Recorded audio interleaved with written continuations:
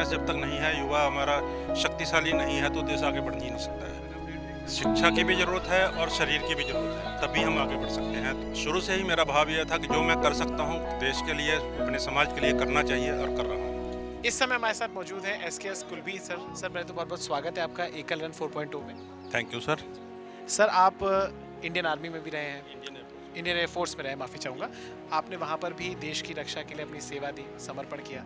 आज आप इस तरीके से एकल रन में भी हिस्सा ले रहे हैं, कितना महत्वपूर्ण है? कहाँ से आपको मोटिवेशन मिलता है? देखिए, मेरा एक्सीडेंट हुआ था 2022 में। उसके बाद मैंने रनिंग स्टार्ट की है, क्योंकि फिटनेस जब तक नहीं है, युवा हमारा शक्तिशाली नहीं है, तो देश आगे बढ़ ही नहीं सकता है। शिक्षा की भी ज़रूरत है और शरीर की भी ज़रूरत है, तभी हम आगे बढ़ सकते हैं। तो मैं इस वे में इससे जुड़ा हूँ और मैं लद्दाख में भी मैराथन कर चुका हूँ, शिमला में भी कर चुका हूँ और ये मेरा 24वां है।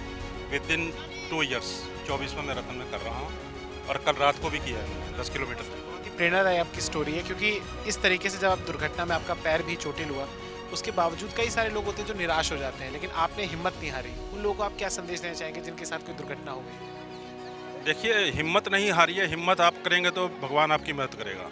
मैं अपनी होल बॉडी डोनेट करने की सोच रहा हूँ, ऑर्गन और टिश्यू डोनेट कर चुका हूँ, ब्लड डोनेशन में भी एक्टिव हूँ और जितना भी मुझसे सोशल हो सकता है मैं करता हूँ।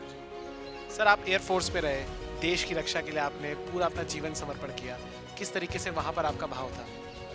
शुरू से ही मेरा भाव यह था कि जो मैं कर सकता हूँ देश के लिए, अपने समाज के लिए करना चाहिए और कर रहा हूँ। अंत में सर, एकल अभियान से जुड़ने के लिए लोगों को आप अपील कुछ करना चाहेंगे अपनी तरफ से कि लोग सेवा भाव में आगे आएँ?